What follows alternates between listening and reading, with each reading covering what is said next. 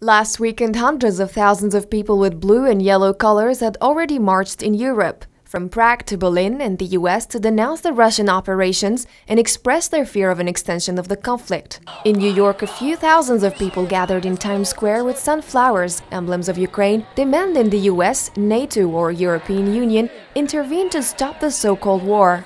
Our brave soldiers fighting right now on the ground, but the major attack that caused damage to civilians and dying of just regular people and kids is from the air, from the missiles that come in from the air, and we're asking to protect the sky because our soldiers can protect the territory on the ground, but we can do nothing with the missiles and bombs that come in from the sky.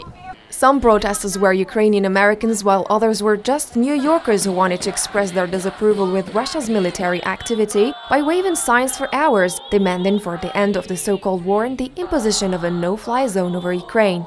A protester came to Times Square after leaving his parents in Ukraine to demand that Western nations close the skies over his homeland.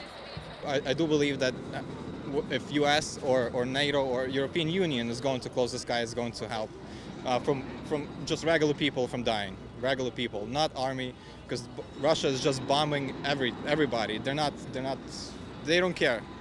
In tears, a 38-year-old Ukrainian who has lived in the US for 6 years denounced Russia. Protests in favor of Ukraine erupted around the world and around the US on Saturday, with similar gatherings in Miami and Los Angeles.